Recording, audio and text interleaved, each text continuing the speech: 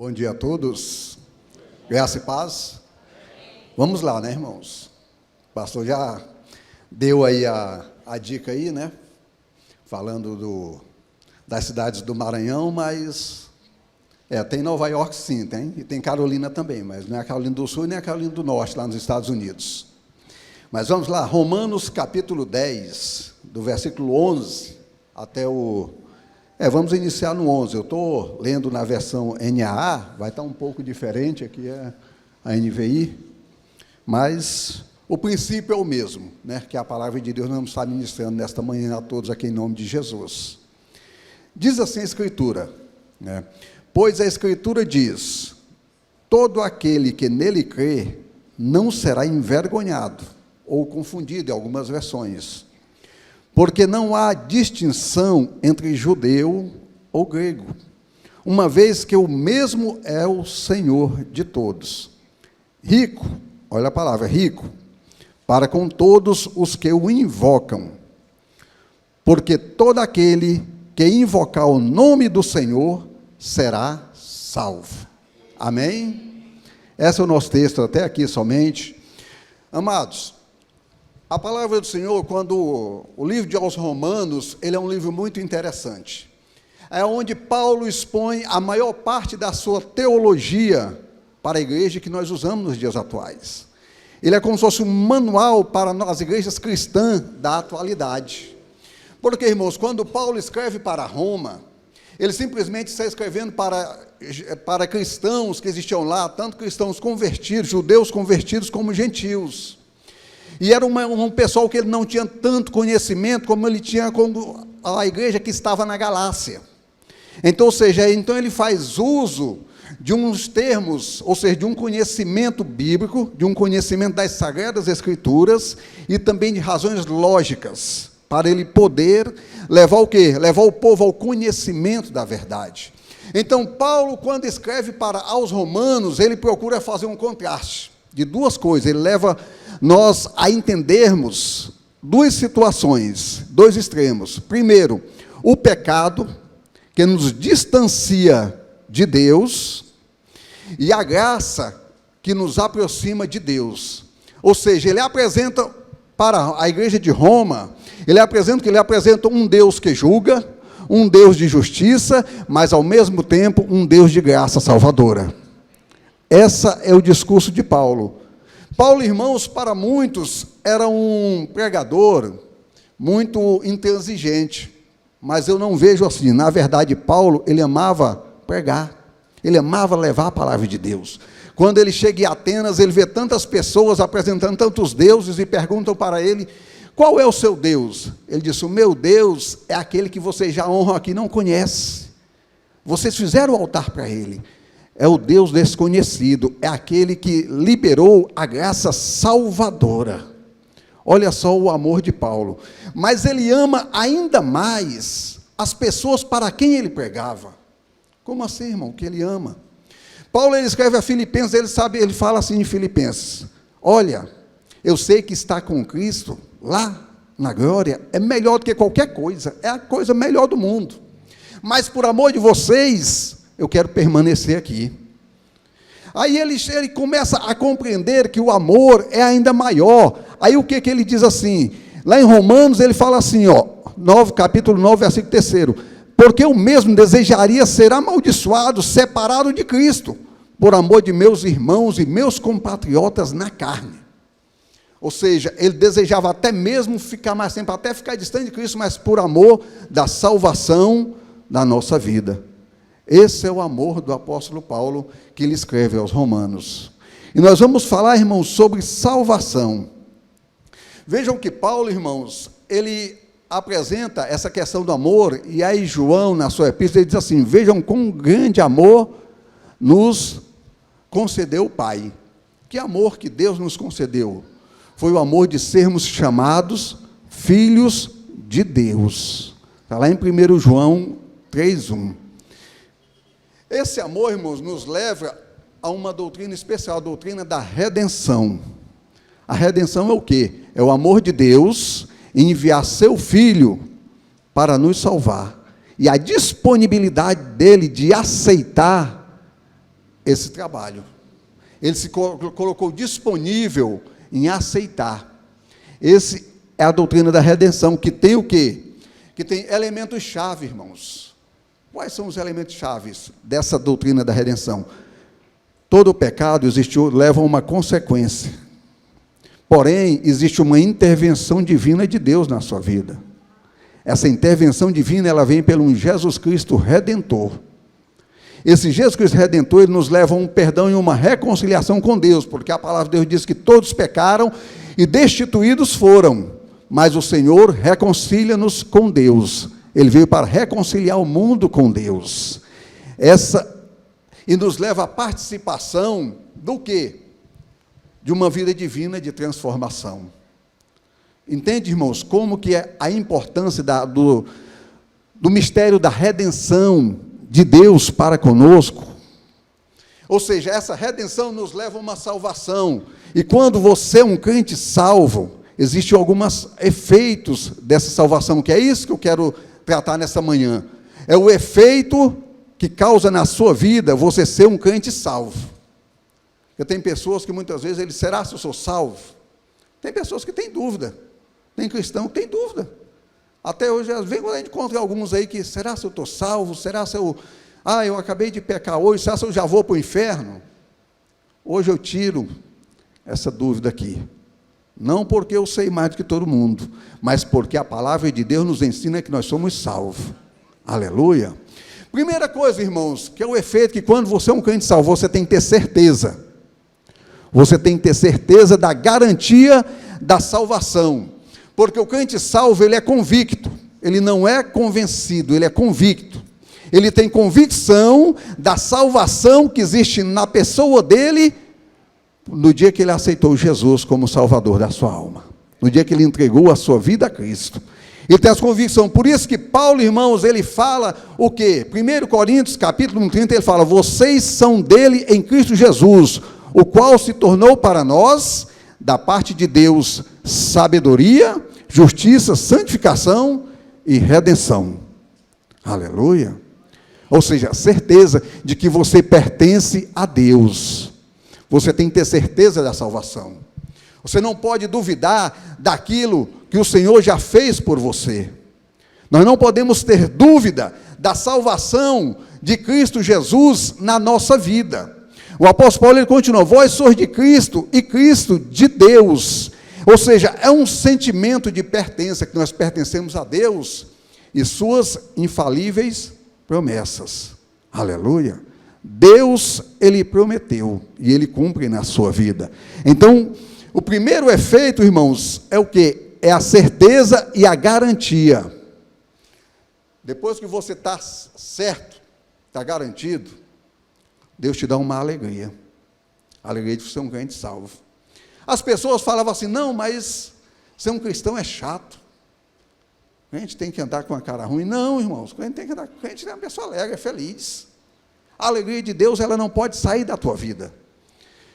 Ah, irmão, mas tem dia que eu estou tão triste, mas você está alegre porque Deus está na sua vida. Pode estar aquela tempestade na sua vida, mas a alegria de Deus, ela tem que permanecer.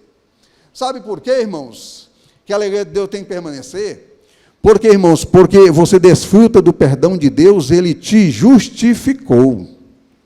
Romanos 8, primeiro: portanto, nenhuma condenação há para aqueles que estão, aonde? Em Cristo Jesus. Ou seja, não importa, as coisas velhas se passaram, tudo se fez novo, você é uma nova criatura.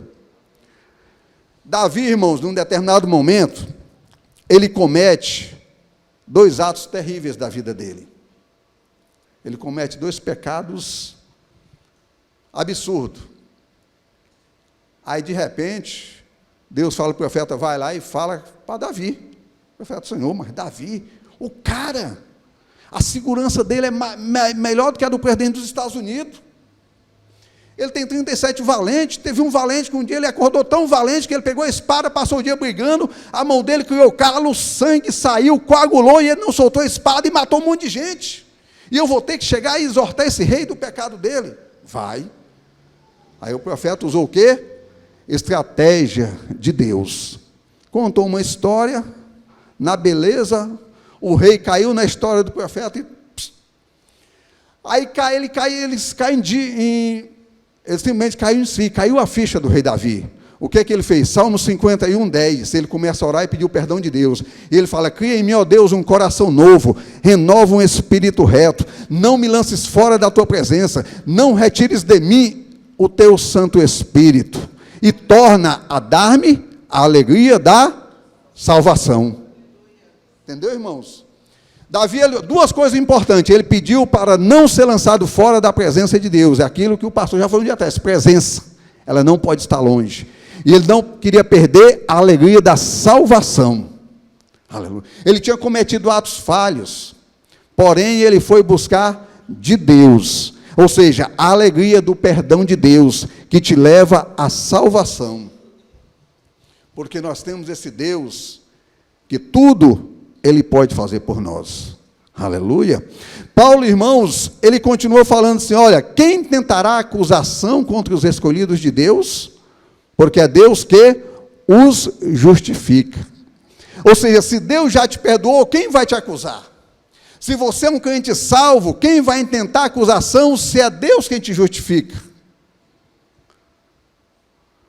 Nós somos mais do que vencedores. Nada pode nos afastar da salvação em Cristo Jesus. Pode acontecer muitas coisas, mas você não pode se afastar da salvação que Deus tem para você.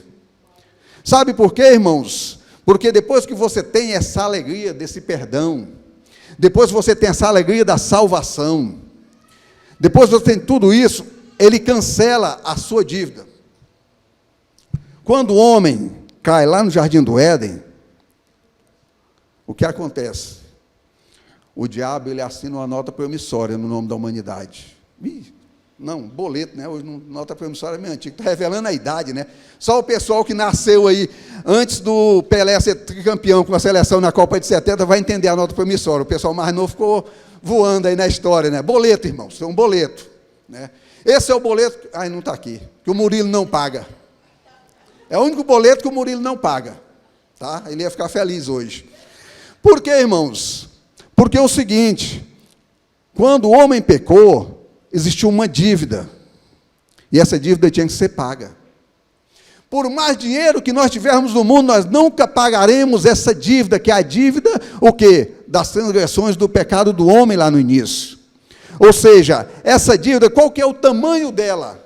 A altura dessa dívida, ela é a altura do céu, é tão comprida quanto a eternidade, e suas consequências não têm fim. É tão profundo quanto o inferno e arrasta todos os que o praticam. Essa é a dívida do pecado que começou lá no início no Éden. Mas o que acontece, irmãos? Ninguém pode remir o seu irmão. Está lá em Salmos 49. Ou seja, o pastor não pode remir por você. Eu não posso. Mas o Senhor Jesus, Ele remiu. Ele pagou a sua dívida. Ele paga a sua dívida, ou seja, Ele deu resgate, Ele deu a redenção da sua alma. Imagina, irmãos, o valor que foi. Nenhum recurso nosso pagaria.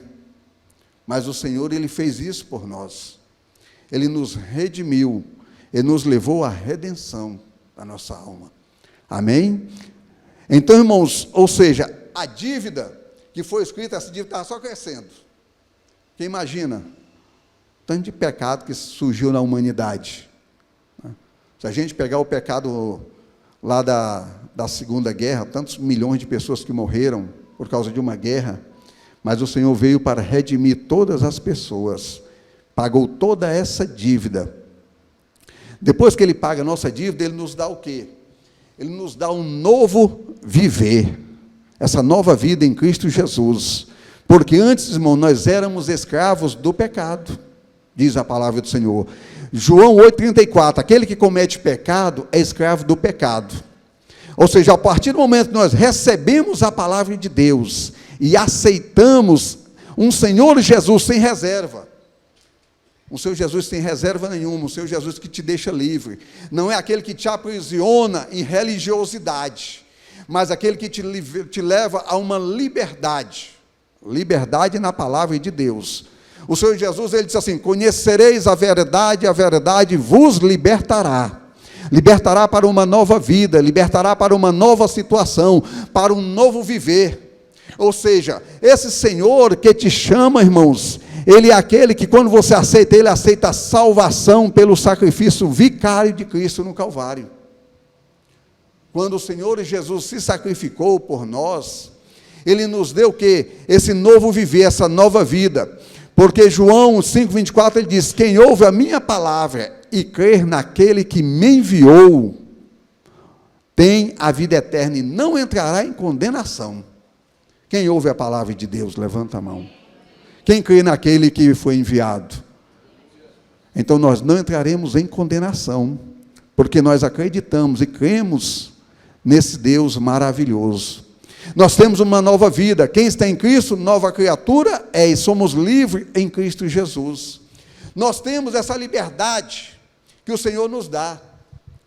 Muitas vezes, irmãos, a religião, ela procura oprimir as pessoas, e nós vemos isso ainda nos dias atuais, né? Sociedades que oprimem as pessoas pelo rito da religiosidade, quando, na verdade, Cristo ele vem e contrasta toda aquela situação.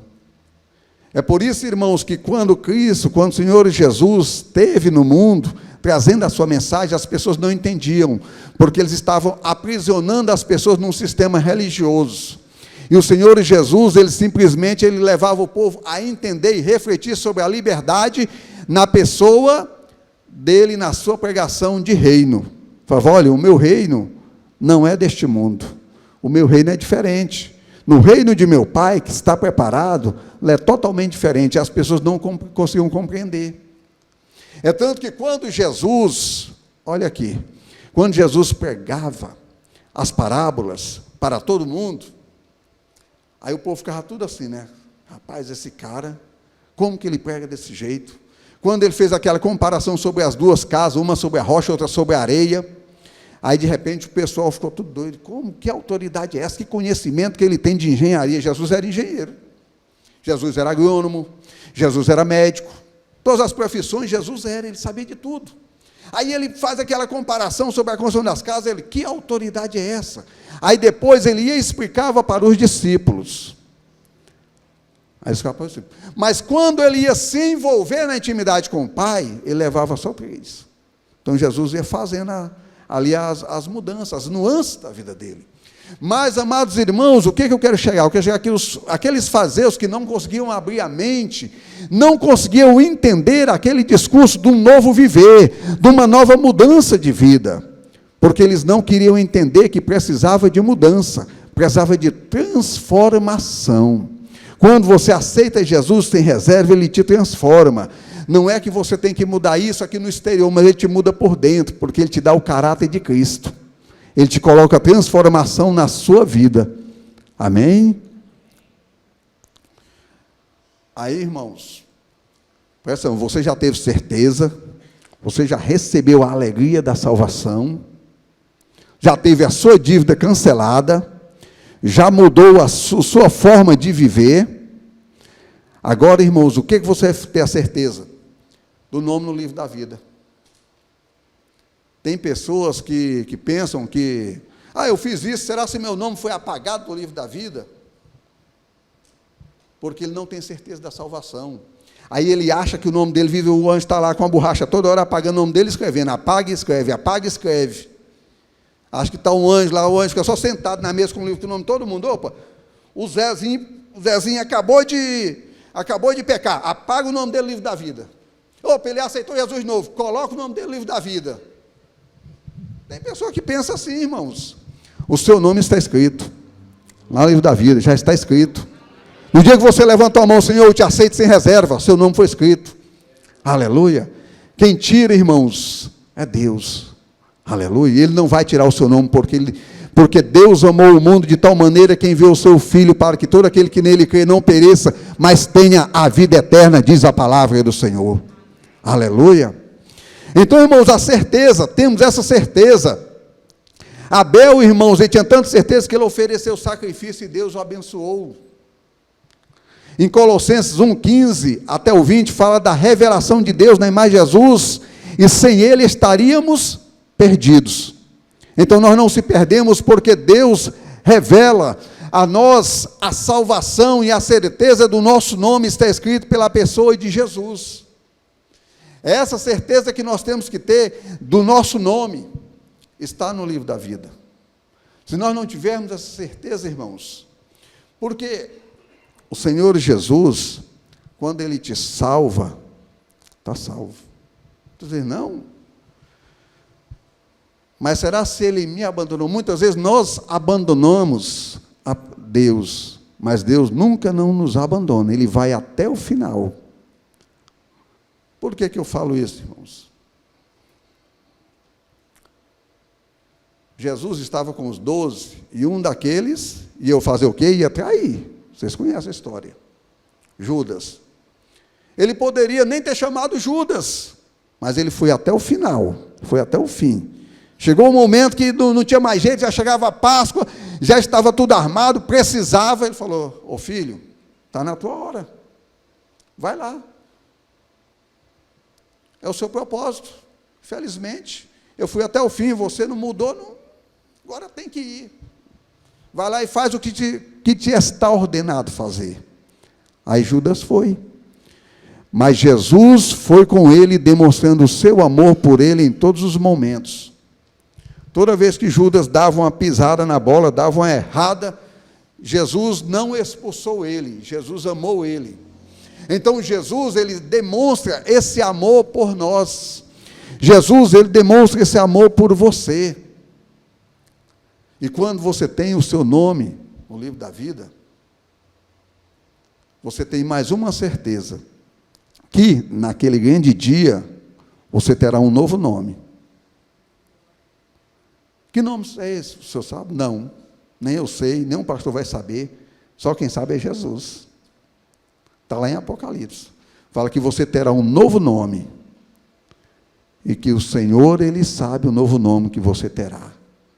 Sabe que, irmãos, quando Paulo ele fecha a sua doutrina teológica, quando Paulo fecha, lá em Tessalonicenses, ele fala o quê? Ele fala que no abrir e fechar de olhos, no espanto, num piscar, aquilo que é corruptível se tornará de incorruptibilidade, ou seja, vai haver uma transformação.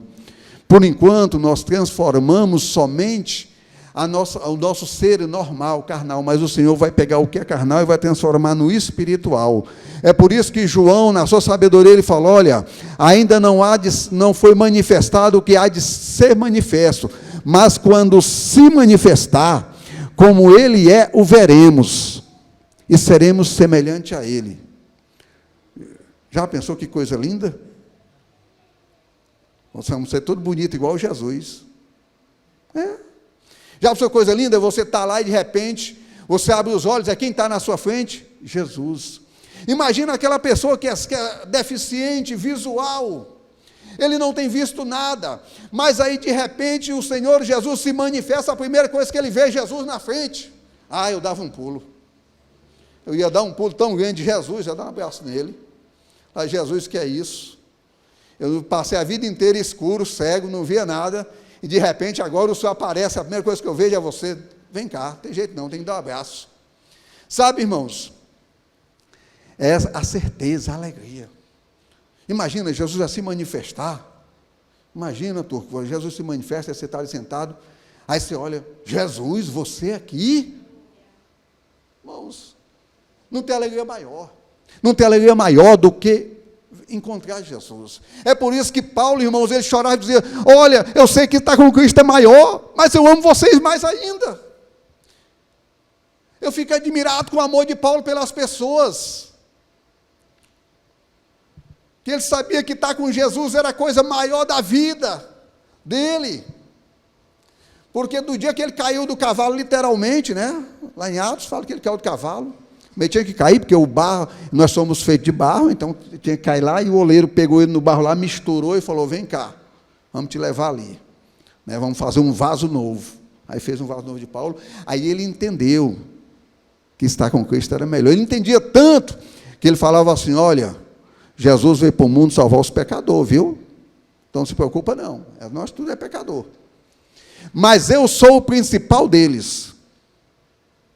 Olha o mistério, olha que coisa.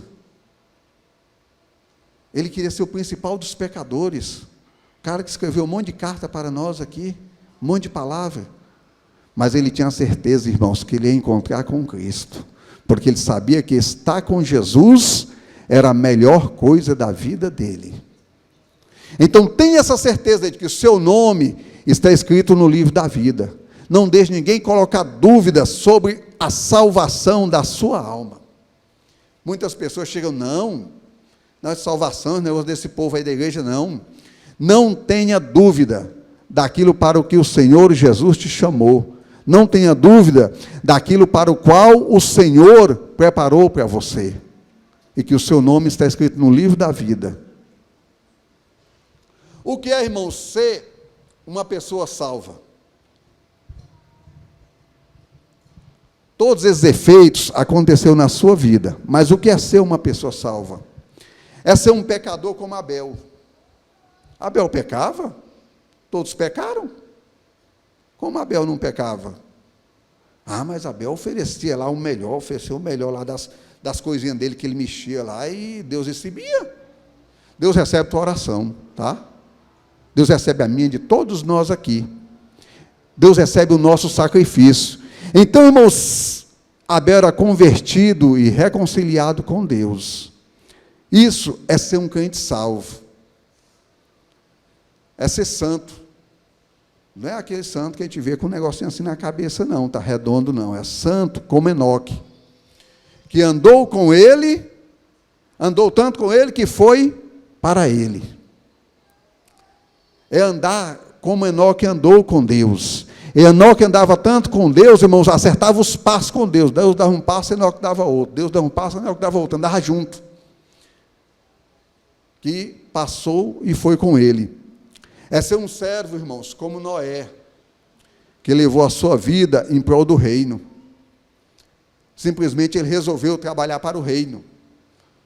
Deus falou, Noé, o negócio é o seguinte, para todas as tuas atividades aí, para todas as tuas coisas, você vai trabalhar para o reino. O que você quer fazer, Deus? Eu quero que você faça uma arca. E vai avisando aí que a água vai chegar. Então Noé foi construir aquela arca para uma nova mudança que Deus estava fazendo. Então, amados irmãos, é trabalhar em prol do reino. É ser um peregrino nesta terra, como Abraão. Abraão peregrinou quando Deus chamou ele, porque ele vivia num sistema mundanizado. Nós vivemos num mundo, irmãos, hoje bem globalizado. Nós vivemos num mundo de muitas coisas, que as coisas acontecem com uma velocidade exorbitante. Porém, irmãos, o Senhor Jesus, quando ele ora pelos discípulos ali, quando ele está reunido com ele fala, Pai, eu não quero que eu os tire do mundo, mas eu quero que eu os livre do mundo. Ou seja, o Senhor Jesus falou, nós vamos ter que viver nesse mundo, com guerras, com rumores de guerra, com situações de dificuldades, com muitas situações difíceis, mas o Senhor sempre vai estar nos guardando, porque nós somos salvos e pertencemos a Ele, disse Paulo. Nós pertencemos a este Senhor, e se nós pertencemos a este Senhor, nós estamos neste mundo de alta periculosidade, por assim dizer, que a violência está grande no mundo. As pessoas falando em guerra, é submarino atômico não sei aonde, perto não sei de quem, outro tem bomba não sei do que, o povo está doido para apertar um botão para soltar as bombas uns nos outros aí, mas nós temos que ter a certeza do quê? A certeza da salvação em Cristo Jesus. Pode acontecer o que acontecer no mundo, mas você tem a certeza de que você é um crente salvo, que o seu nome está no livro da vida. Aleluia! Então, irmão, nós vivemos no mundo porque nós somos convertidos e cremos e confiamos em Deus e nas suas promessas. Quando você confia em Deus e nas suas promessas, não tem dificuldade. Calma aí, então vai ser tudo coisa boa? Não, tem umas coisinhas assim que acontecem de vez em quando, mas você passa. Sabe por que você passa? Que não existe ponte, não existe desvio para as coisas de Deus na nossa vida. Não tem desvio não, tá? Isaías 43. Quando passares pelo fogo, ele não te queimará. E quando passares pelas águas, elas não te submergirão. O que é que eu falei? Quando passar. Não é se passar. Ou seja, se vier a prova do fogo, você vai passar. Se vier a prova das águas, você vai passar. Não vai te submergir, não vai te queimar. Não existe ponte, não existe desvio. A certeza que nós temos nessa passagem de Isaías é que o Senhor está contigo. A certeza que nós temos é que você serve, você é convertido a um Deus poderoso e que você crê nas suas promessas de Deus. Não crê na minha promessa não, tá? A minha não, a minha você esquece. Tá? Creia nas promessas de Deus, que elas são infalíveis, porque elas são a palavra de Deus que é inerrante na nossa vida. Ser um crente salvo, irmãos, é aquele que espera o seu galardão, não do homem. Por isso que eu falei, não creia na minha promessa não, não espera galardão meu não, que eu não tenho não. Não do homem, mas que vem do céu, não desta terra, do céu, porque ele acredita nas coisas espirituais. Então, ou seja, muitas pessoas ficam esperando a aprovação desse ou daquele, quando na verdade a aprovação para a nossa vida tem que ser de Deus.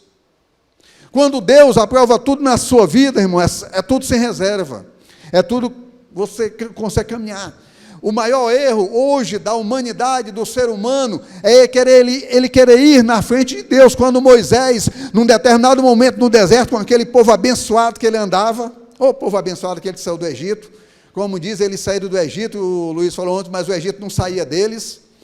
O povo só vivia olhando para trás, só vivia olhando para as coisas de trás, só vivia querendo voltando, não podia passar uma provinha que lá no Egito tinha isso, lá no Egito tinha aquilo. E Moisés, quando Deus falou, Moisés, vai, ele falou, Senhor, sem a tua presença eu não vou. Sem a tua presença eu não vou não, Deus. O rapaz já chegou ali, já para me expulsar. Pelo amor de Deus, esse menino gosta de expulsar os outros daqui. Jesus amado. Obrigado por me lembrar, mas eu estou terminando, tá, filho? Então, irmãos, Moisés falou, sem a tua presença eu não irei. Aí Deus falou, rapaz, esse Moisés é o cara. Ele tem coragem de falar isso para mim, que não vai. Eu estou mandando, ele não vai. Ele quer que eu vá junto. Porque ele sabia que se ele fosse sozinho, ele não venceria. Nunca vá antes. Deus sempre tem que estar primeiro em todas as coisas da tua vida. Essa é a certeza que nós temos que ter. Para finalizar, irmãos, agora é sério. Né? Aquele que vence o dia, ser um crente salvo, finalizando. Ser um cristão salvo é aquele que vence o diabo, vence o pecado. Ele é tentado em tudo, mas ele não cede. Existem tentações nesta vida. Você muitas vezes trabalha lá no banco, não sei se aqui tem alguém que trabalha em banco, aí de repente está lá, né?